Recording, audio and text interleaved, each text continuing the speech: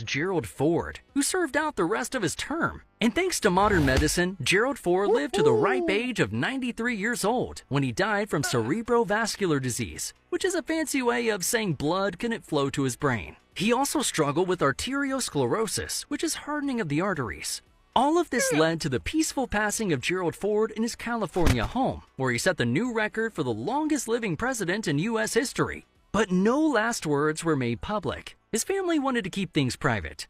But Ford's record didn't last very long, because the next president, Jimmy Carter, seemed to live forever. In fact, he literally just died.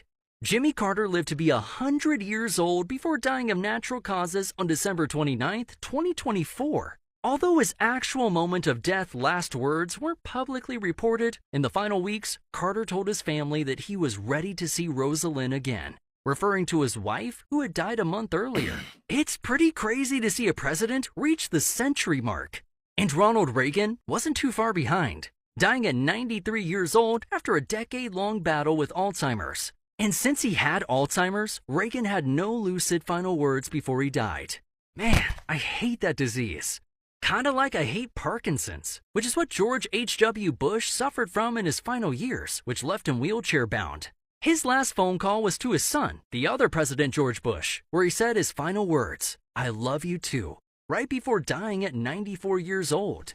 But that takes us to today, where 5 presidents remain. And although it's the most dangerous job in the world, modern-day presidents live longer than ever before. Shout out to the Secret Service and top-notch medical care. Cause the average lifespan of presidents went from 70 years old in the 18th and 19th centuries up to 78 years old in the 20th century. In fact, we have an old guy in office now, and he had to dodge a couple bullets to get there.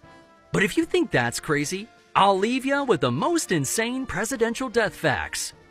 8 presidents died while in office, 4 were assassinated, and 4 died from natural causes. The youngest president died at 46, while the oldest president died at 100. Remarkably, Adams and Jefferson died on the exact same day. And don't get me started on the insane coincidences between Lincoln and JFK's assassinations. But I guess we'll save that for another video.